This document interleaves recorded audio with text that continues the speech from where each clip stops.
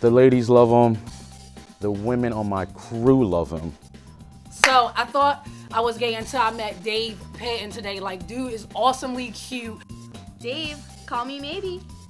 Step aside, Justin Bieber. Who is that? Temple's maid, singer, songwriter, director, Dave Patten. Tell me a job that you hated most and you didn't love. Back in the day, I've never really had like horrible jobs, but I was a lifeguard for a while back in middle school and stuff, and I worked at this retirement home, so it was all elderly folk that came through. Must have loved and yeah, a lot of them, it scared the crap out of me because a lot of them, you know, they'd be in the forefeet on their noodle doing their exercises and stuff, and then all of a sudden they just would lose their balance and flip all the way upside down, and then they'd get caught in their legs, and in the 3 feet they'd be, you know, struggling. That and must so have been a scary sight. yeah, had to do the whole thing, you know, blow the whistle, That's take crazy. the clothes off, jump in. Oh man. Many times. You know, being in the industry, a lot of people, even myself, a lot of people say, you know, you should have someone to look up to, someone that can motivate you, push you, you know, because the career is very hard, as you know, and there's always someone, a barrier you have to jump over. Who was someone that inspired you, pushed you to where you are now? Who did you look up to when you were young, when you were walking these halls at Temple? At the core, you know, since I was young, I've always looked up to my dad, my mom and pop, basically both of them. They're like huge motivators, and they're so supportive, which just makes it even better. And I've met a ton of people, and there's very few that have stuck around. And you know, the reason they stick around is because they're, I don't know, like, you just know when you meet a person that like you connect with them and vibe with them, and it's someone that you want to work with, and someone that is going to be a motivator for you, because everybody. I'm not gonna sit here and pretend like everything is great all the time. Like, it's fun, it's a fun career, hell yeah. But there are definitely, you know, the bad times and the not so fun parts of that comes with any career. Sure. I mean, I watch these videos and I'm just like, you know, are these Delco girls, or like are these models, or where are you finding these girls at, and where can I find them?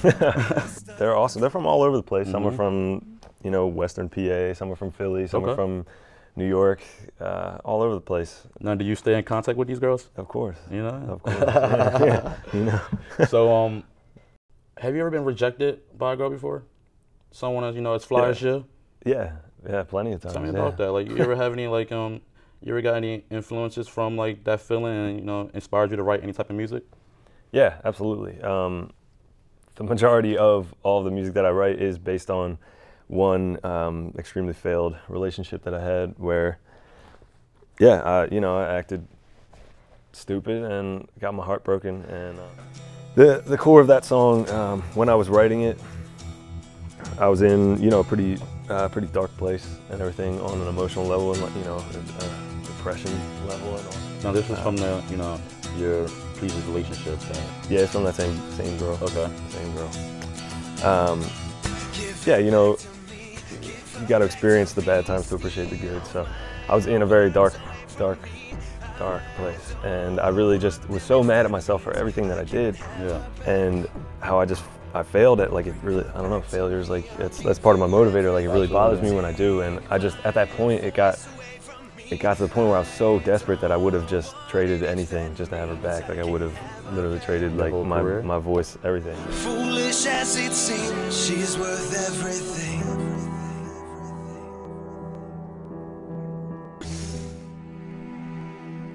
I just want to thank you again for coming on my show. It means a lot to me. It means a lot to everyone here. No problem. Thank you for having me. It was for an honor having you. You know, I just want to say thank you again. No problem. And I want to say the best of luck to you and everybody else you work with to the future. And we're voting for you. Thanks, man. You know what I mean? Appreciate it.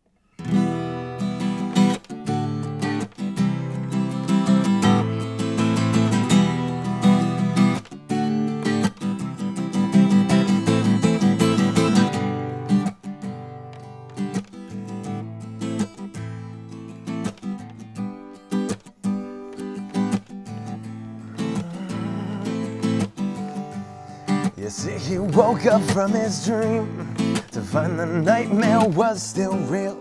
And so he closed his eyes and swallowed hard and fought back all the tears.